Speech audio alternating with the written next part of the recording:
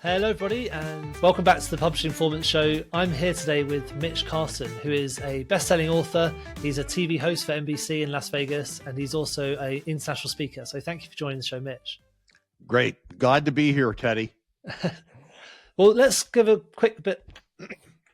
Let's start with your background. So in your website, you talk about being an expert in helping people to build their personal brands and social media exposure. So let's talk a bit about your background and how you got into that. It started, I understand, well, social media is just a different platform today. And it's been around for a while, and I embrace it, certainly embrace LinkedIn, embrace YouTube, embrace Facebook, and now Instagram, and who knows what's going to happen with TikTok. We're sitting on our hands not knowing where that goes. The key is to do more than what your competition does, to be more exposed than your competition. I'll use a strategy I'll borrow from Italian racing. I got this from a James Bond movie years ago. Italian racers remove the rear view mirror. They're only looking at the road ahead of them. What do I have to do to stay number one? What's going on behind me is behind me. But keep your foot on the gas pedal, keep pushing forward, and you'll own the road, is essentially the meaning of behind this. Stay with your gas all the way down, pedal to the metal, and focus on what's behind you. Don't look at what's behind you, because if you are the number one person and you continue to market yourself, you continue to expose yourself, you continue to use multi-channels in your marketing and your personal brand, you're omnipresent. And omnipresence takes effort, takes a plan, it's a strategy. And I get this question a lot, Teddy. People say, okay, I've hired you as my publicist. I've now gone on television and multiple of the big name stations around the world. When do I stop publicizing? Never. When do you stop brushing your teeth? When you die.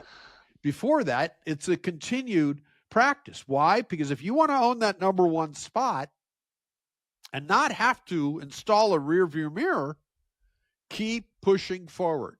Make it part of your effort. And it's the number one athlete, the number one person in Hollywood. He or she works at their craft ongoing. They don't stop. It isn't a destination. It's an experience. It is an ongoing effort. So I think it's important to look at it that way. And when I embrace that mindset, I have always lived a good life. I have done well. Where you don't stop, because if you stop, you get rusty knees and you fall down. So you got push. Yeah. And obviously your background is being in TV presenting as well. And that obviously is one of the pinnacles in many people's minds of the sort of publicity they want to be getting. So could you give us a bit of background into your journey into becoming a TV presenter? Yes. Well, what happened was in the 90s, I worked and sold products, other people's products, on live television on a channel called Home Shopping Network here in the U.S. I believe you have equivalent channels like that, which you're selling different products over in the Europe. I know that they have it in different countries, and it was big. I had about 5 million viewers a day in households where there were people, largely women at that particular juncture, sitting at home who bought a lot of home products. This is pre-internet. Yeah. The internet came into play after. Now we buy a lot of products through e-commerce. This was pre-e-commerce. This was television commerce. So when you would talk about any particular product, if I was talking about this headband, which would hold my glasses instead of it resting on my nose after I've had nose surgery, I would say, look, this takes the pressure of your glasses on the cast of your nose.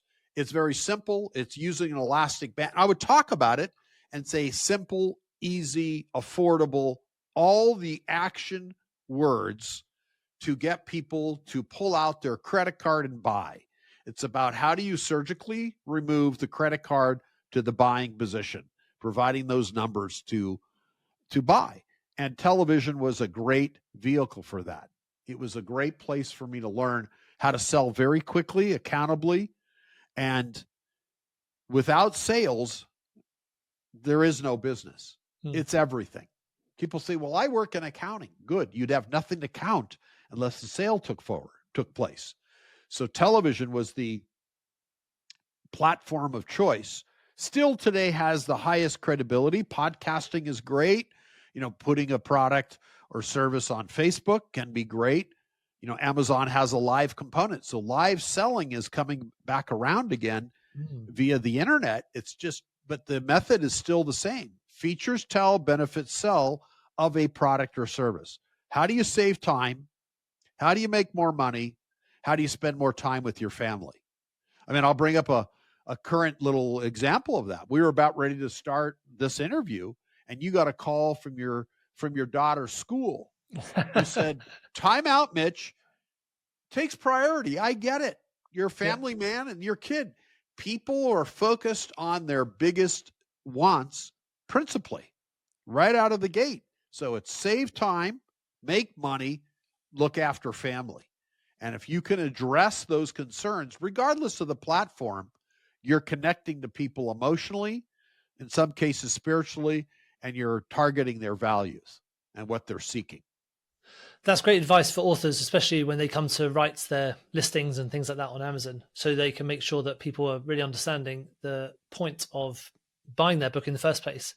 But if we're thinking about the media, being media ready and trying to get yourself prepared to appear on things like podcasts or television. Obviously, you've done a lot of work on that, working with TV, and you've got your own podcast as well. So where should people start? What are the first steps that people should take to build that personal brand and get media ready? Well, let's talk about why you accepted me. Why you accepted me as a guest on your show. You wouldn't have taken me. Well, I had a picture without wearing a cast here, but there's a story to that. We can, in most cases, I'm not like this, but I sent you a clear headshot.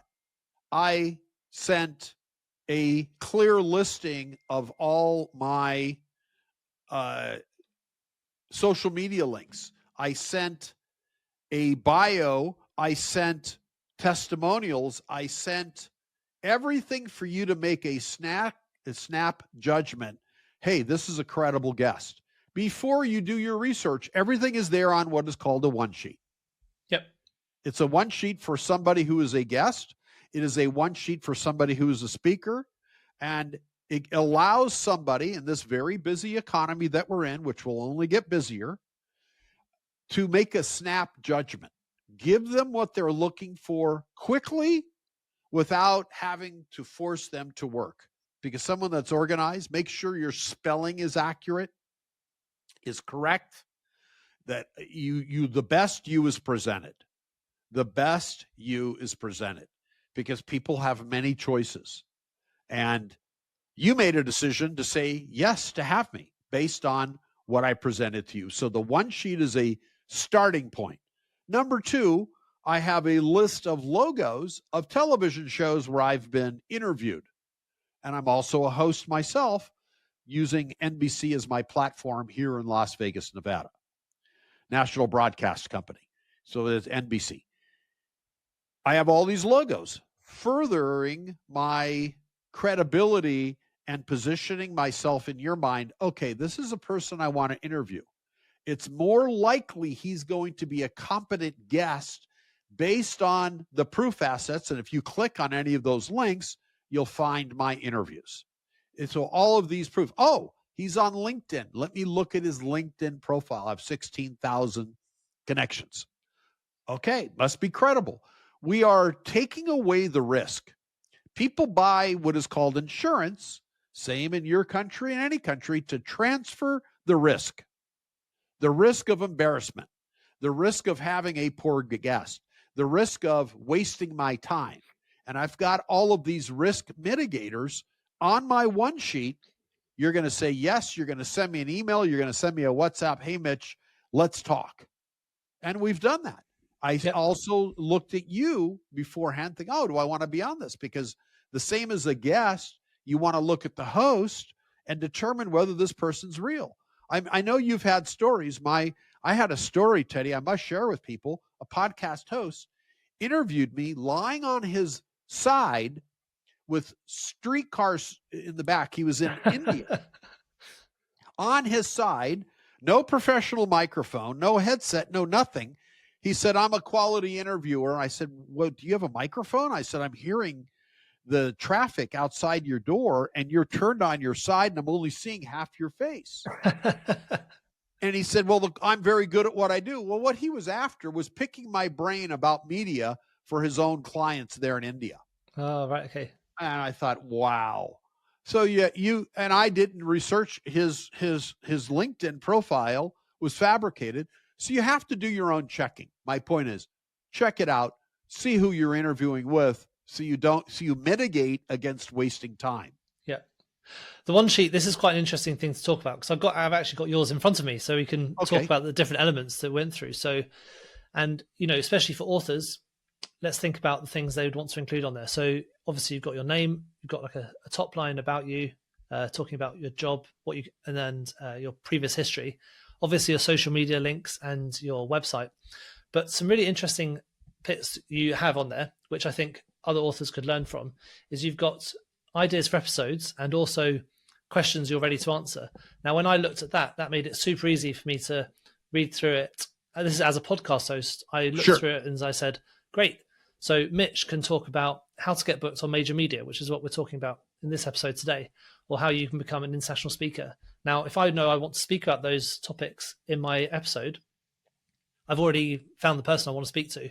So I think that one sheet is a really good bit of advice for people who want to get booked on these sorts of shows, because I used it myself to book you. Well, it's a snapshot representation. The accountant has a balance sheet when you look and okay, what's the financial health of this company I'm looking at, or this person? What's the health of this potential guest? Does he or she have all the boxes ticked appropriately? It's a way for you to quickly verify that I am who I claim to be. Yeah. Now, obviously, I'm a relatively small media person with the podcast, but if you're trying to appear on something that was a bit more substantial, so maybe you wanted to appear on a TV show or maybe even like a radio show or something like that, is there anything different you would do to try and approach that pitch? And how do you even do that pitch in the first place? Well, this was geared towards a podcast. Yeah, of course. That was a podcast specific one that we looked at. Yeah. This is so I would say message to market match, a key marketing lesson. And it's, if I wanted to target the media in China, as an example, my testimonials would be all Chinese people. It wouldn't be Trump supporters from America. Do you understand? I'm already creating a rub.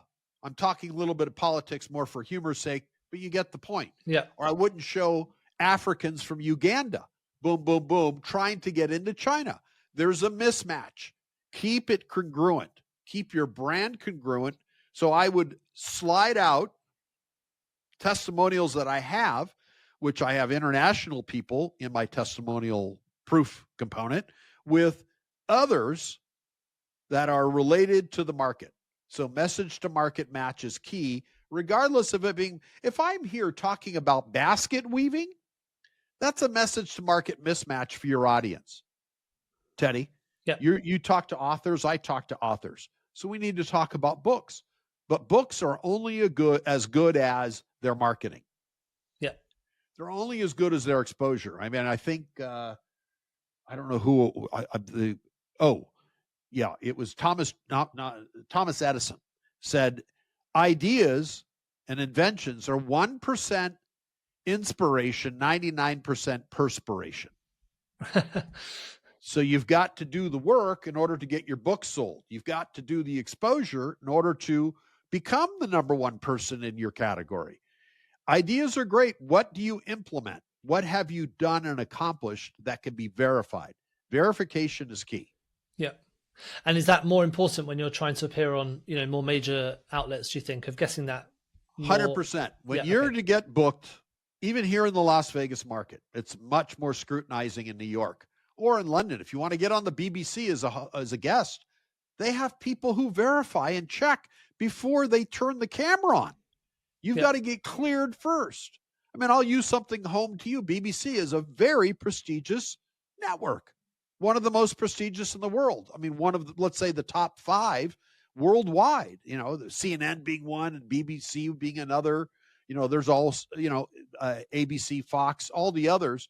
But BBC, I'll use, for example. Yeah. I've not been on BBC yet. I would love to. I'm going to make my effort to get, next time I go to the UK to speak, I want to get a BBC interview because I don't have one yet. Yeah. Why do I want the BBC? I've spoken in London at 2 different events at the O2 Arena. Big platform. Massive arena, yeah. Yeah, massive. 40,000 people.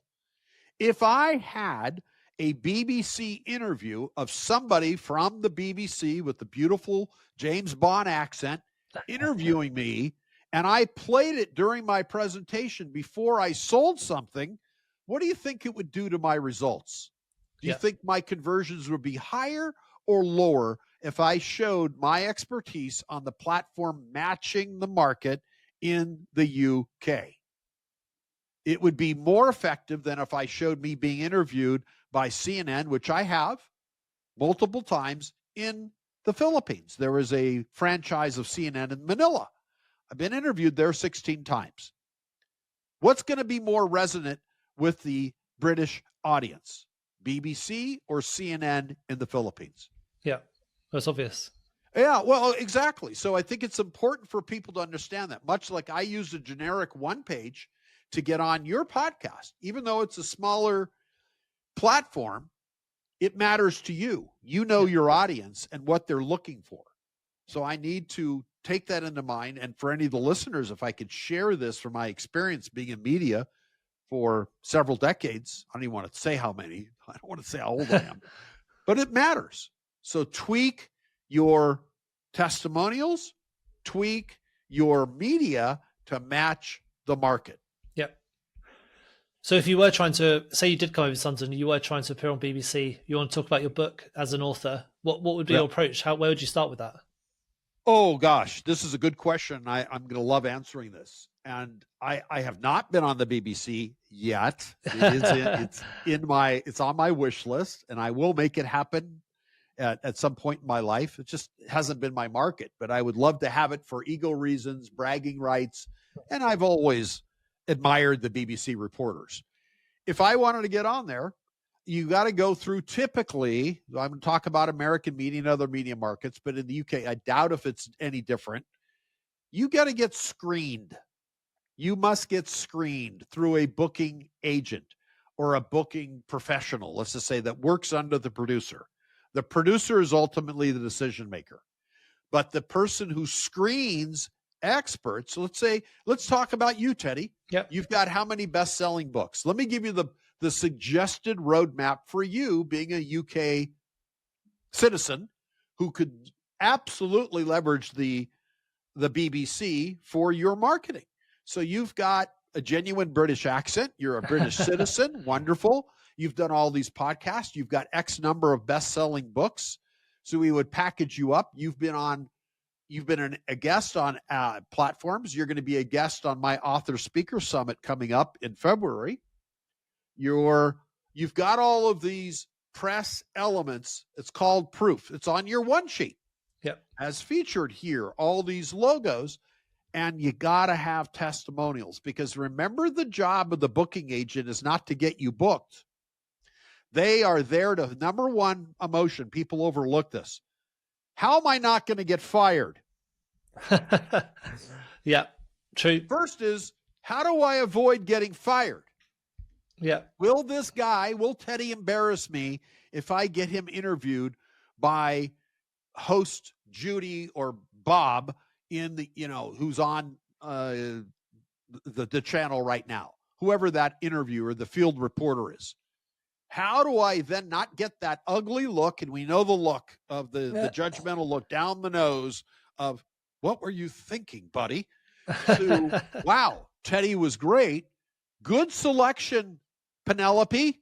You picked the right guest to match the editorial calendar. because there is an editorial calendar. Obviously, during December, that's Christmas month or holidays month. Got to be politically correct. February, you have Valentine's Day, don't you? The same as, okay, same holiday. We celebrate here in the States. Anything love related? Are you a love expert? Does Teddy have a spin on how to create a great family life, a loving wife after she says I do, so she doesn't say I don't?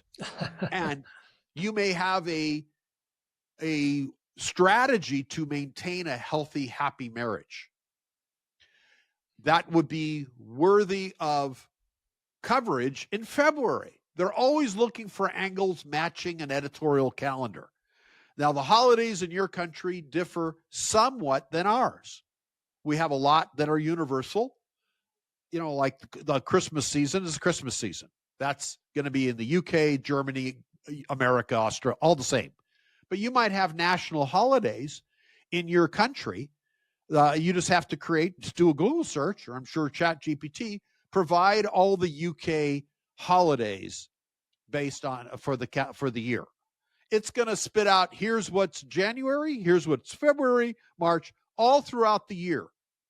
You then create what is a media hook angle around one of those holidays, and you either write a book, a report, or you have an article that you've written that was published in Entrepreneur Press or some other big publication where you are the visiting contributor expert. They're going to want to know about it. Now, there are evergreen topics and there are trending topics. For example, going back 2 months ago in November, the worldwide topic, if you had a spin on it, would have been the American election, because everything mattered before we had the election in America. Was it going to be Donald Trump or this Kamala Harris? So Donald Trump won. But anything related to that life-changing election mattered. Same in your country. Who's going to be the next PM? What are they going to vote? Are we going to exit or enter the European Union? Is our currency, are we going to embrace the euro, or do we stay with the pound sterling? All of these things matter. Those are trending topics that come and they go. They're up, they want quick coverage, and they go. Whereas if you talk about love, you could be invited back for next year. Every year in February, you might be, we had Teddy last year. He was great. Let's have him on again. Maybe he's got an updated book or article. He's known as the UK love expert for families, because it's more, Valentine's Day isn't just for your wife. It's the love of your daughter. It's the love of your kids. It's the love of your nephews, nieces. He wrote a book on this. The book automagically positions somebody as an expert. Yeah. It's most of the people I get on my show have been authors. Many have been best-selling authors, some have not. But I've been able to effectively position them and get them on different shows based on the media calendar.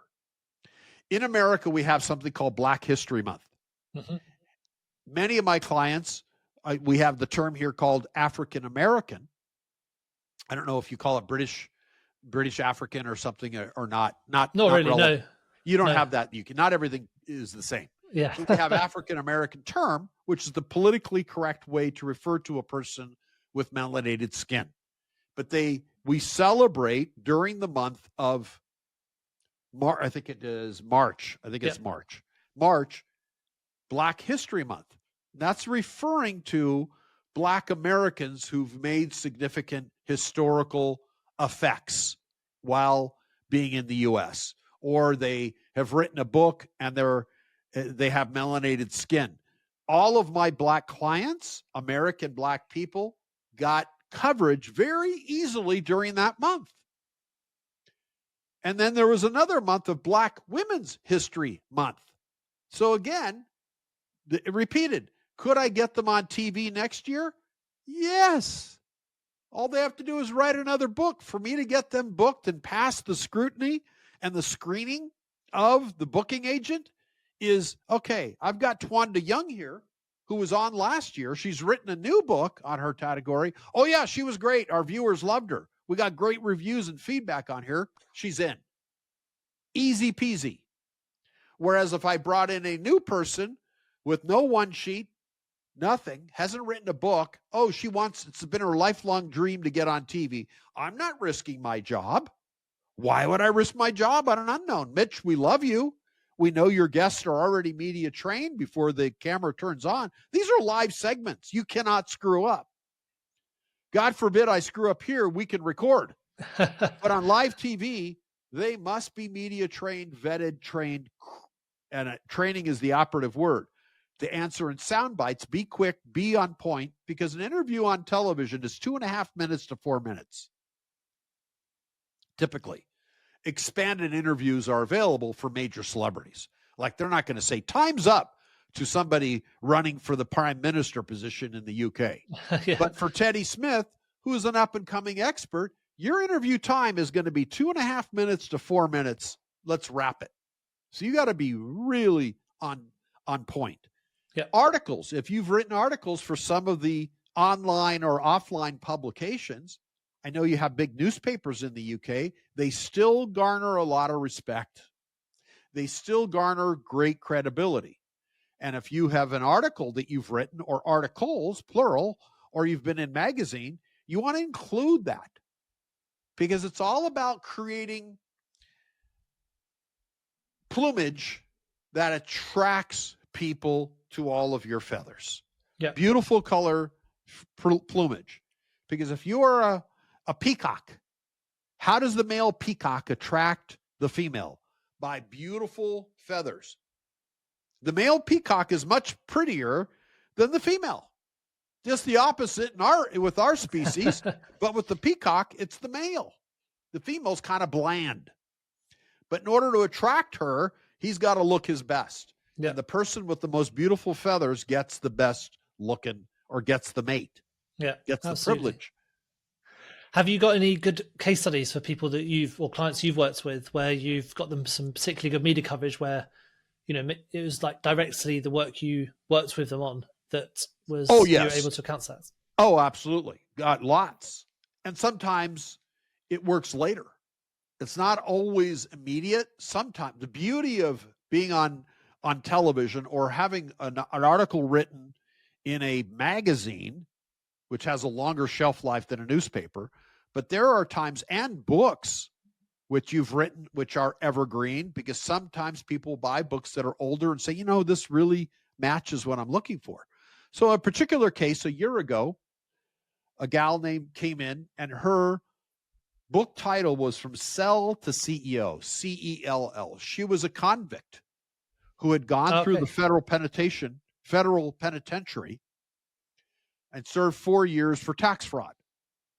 And she went to prison, got out, became a CEO, and now teaches other CEOs how to start their own businesses. She went through my program here in Las Vegas, got her on 4 television stations, 2 radio shows, and she used that as a leverageable asset to tap into the federal government of the U.S. for a grant that granted her $1 million to help recently released felons from prison start a business. She was a CEO of her own organization. She went from being an ex-con to now a flourishing CEO. She leveraged this media, and the awarding party in the federal government chose her because she had media where others did not. The credibility and proof. Best-selling author plus media equals success. Yep. Best-selling author, not just an author, which is great, but it's greater to be a best-selling author, plus television, plus radio, plus podcasts. You become the irrefutable person of choice. Versus most people don't take the time and energy to go the extra inch, to take the extra effort, to work another half hour in the gym where people are quitting and scratching and watching TV, Do what's necessary to win. Work a little bit harder. Rip off the rear view mirror. Keep pushing your foot to the gas on the accelerator. Keep pushing. So Don is one particular example. I have many like that.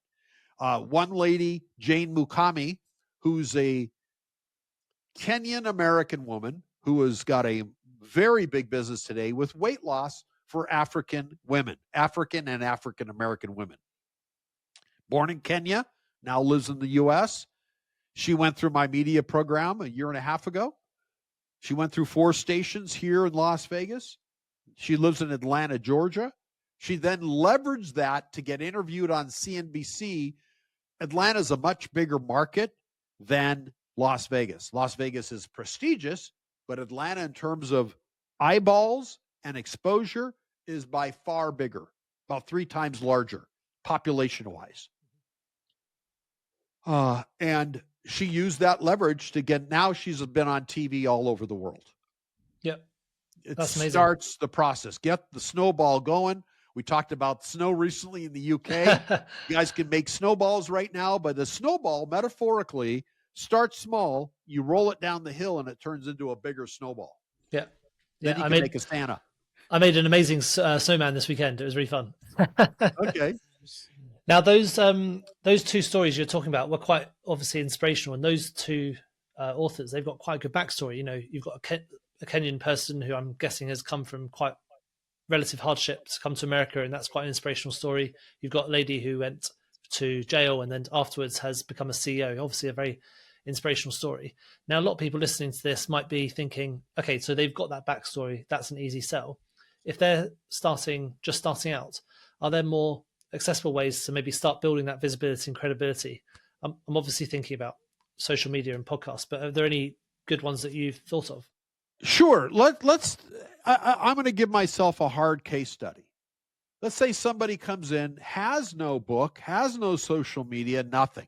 Yep. They start with a clean slate, so to speak. How do you run a race? By taking one step at a time.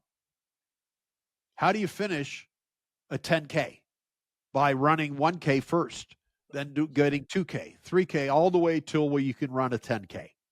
You've got to start somewhere. So I'll say the basics for an author, which is a lot of our respective markets. Yeah. Once you get your book done, you're going to need a book landing page. You're going to need a kick-ass Amazon listing. If by landing page, you mean kind of like a mini website or a full website? Mini page on your book to sell your books outside of Amazon. Yeah. Let's say somebody finds you through LinkedIn. Why send half the money or most of the money to Amazon and then control the client? Get them to your own link to buy your book and vend your book. You can capture their email and market and sell more stuff to them. So you gotta. I would start with the getting the book done, and that's a whole nother topic. What you need inside the book, as you know, but there are ways to get them to contact you. LinkedIn is critical. YouTube is critical. Because if you're an author, in order to sell more books, you need to speak. You need to be interviewed on podcasts like this. Yeah. You need to be interviewed on multiple podcasts. And if you want to be on television or radio shows, you've got to have the ability to speak and articulate your message and compel people to buy, to give them the opportunity. Well, how do you do that? Oh, where do you go to learn more information? Without your links, okay, start small. Start with LinkedIn. Start with a book page. Those 2 matter. Oh, from there, where else would I go? Maybe Instagram, depending on where your market exists. If you're my age, okay, do I TikTok? No, I don't waste my time. I'm so tired of seeing girls shake their bodies on TikTok. I scratched, okay, it was cute a few times. That's not where I'm going to create commerce. I'm going to create commerce on LinkedIn, my number 1 platform. I'm going to create commerce. People see me on Instagram Reels, and I'm not shaking my butt. I'm talking about real value. I'm going to create content for YouTube, real value that people can take away and then want to resonate with me. And then I offer a book. Oh, here it is. So you start there. You can also write an article on a trending topic for a local newspaper. People overlook that. Still has great credibility, and then it's a leverageable asset to then get on television in your local market. Then you can go grand. Now, in the U.S., I live in Las Vegas. NBC, ABC, CW, Fox all have local television here. There's the national that, for example, that would cover national events like the election, the debates that took place. That comes out of New York. Good luck getting interviewed in New York right out of the gate. You got to ascend, got to have all the proof assets. Remember, the booking agent is there to save her job. She's got to make sure that she gets a paycheck next week. Condition number one. Number two, do you have the proof so when she walks your package, because you're about being packaged, your big plumage of feathers, are they verified? Can she legitimately walk your feathers into the producer and say, I've got Teddy Smith here. He's got a great software program that will, through AI, allow an author to get close to, or get much more exposure than ever thought possible using Amazon ads. And he's got proof of all of these authors around the world. He'd be a good expert for us to have on the show because people are writing more and more books. Kindle is a platform. I'd recommend him, and I verified all of his links. We should have him. And I saw him being interviewed. He doesn't have 3 eyes. He's got 2. He's one of us. He's a Brit. Do you understand? That's what goes on behind the scenes. I hear these conversations. They're there to cover their boxes, to make sure that you're credible. And then they present you, and then you might get the call. But you've got to tick all the right boxes first.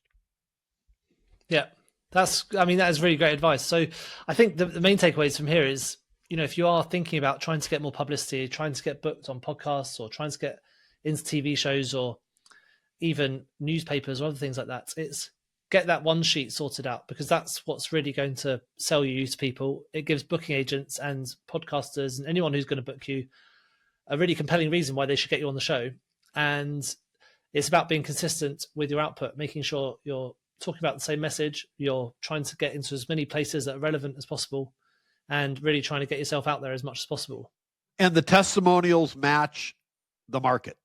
Testimonials, yeah, that's really important. And I'm guessing the testimonials should be from your most important people that you've spoken to. And I'll be asking you for one after this. Yeah, but Teddy, it's not just celebrities, because that isn't necessarily what people can relate to. It could be a smaller person who's used your service that they can relate to. If I had a testimonial from Sir Richard Branson, which I don't, I shared the stage with him at the O2 Arena some years ago. I do have that, but who can relate to Sir Richard Branson? Very few people. He's not in my universe. He's not in yours. For a billionaire, they have their own billionaires club. Yeah. But if I have Teddy Smith, entrepreneur, a British man with a growing software company, people can relate to that. You're a young guy. You got a family. You mentioned you have your daughter in school. That's much more relatable than somebody of the stature of Sir Richard Branson. Yeah. So you can have that, but do it with caution. Yeah. Because if I showed only celebrities as my testimonials, I wouldn't be relatable. Yeah. No, that makes perfect sense. Well, I think this has been great. I mean, if people want to get in touch with you and start working with you to get that media training, where's the best place they should do that? www, you got to use the W's, getinterviewedguaranteed.com/meet with Mitch. I'm sure it'll be in the show notes, but let me repeat it. getinterviewedguaranteed.com/meet with Mitch. And there'll be some questions there to kind of clarify what you're looking for. And we'll set up a chat. We'll do a Zoom. Zoom. And what does that program look like? What can people expect to learn, and what can they expect to what into it? We'll do is find out if I'm a fit for you to help you with your publicity. This is how I make my income. So yes, there is a charge, total transparency. I don't do it for free. The interview is free with me, but if you want to get television placement, radio placement, I guarantee it. That's why I have the URL, Get Interviewed Guaranteed, on major networks. But we're going to have a discussion to see if you're ready for it, because not everybody's ready. If you've got no assets, no landing page, I'll say don't waste your money. It's for people who are serious, who may have a book. You don't have to, but it certainly will help you better use those very, very viable outlets to build your brand, build your income, and get a return on investment. Brilliant. Well, it's been super helpful. I mean, I've learned loads from it, and I've really enjoyed speaking to you about getting books onto some major networks. I think that's one of the things I need to work on. I want to get onto more big podcasts and stuff. I want to see you on the BBC.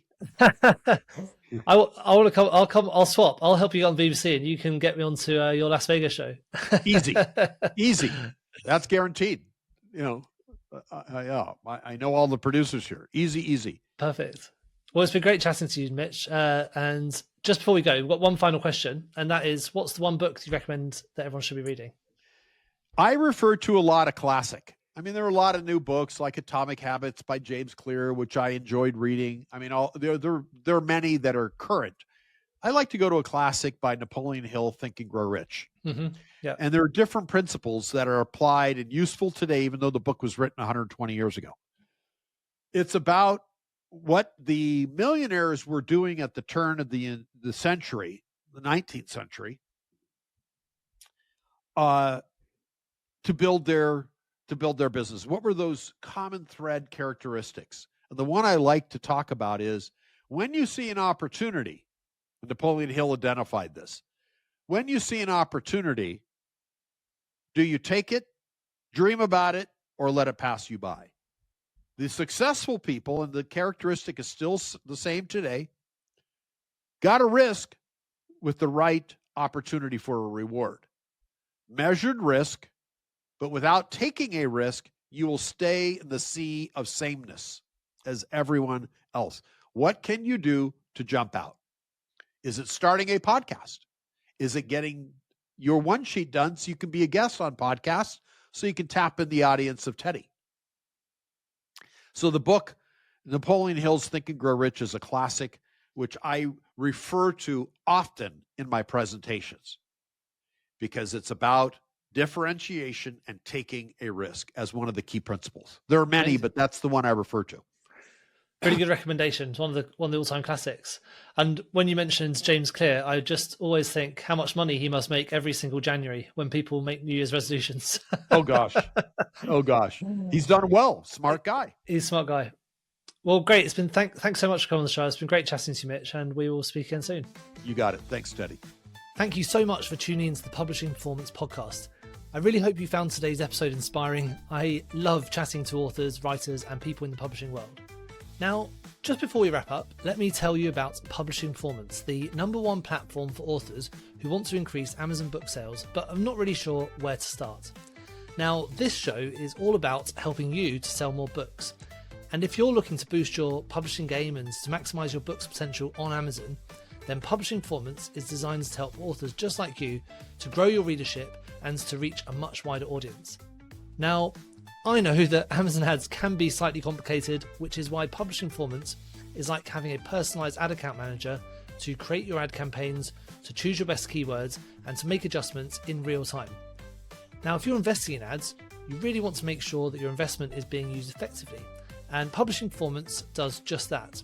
It aims to make your budget go further, improve your organic rank, and target keywords more effectively. Just go to publishingperformance.com to get started with Amazon ads for just $1.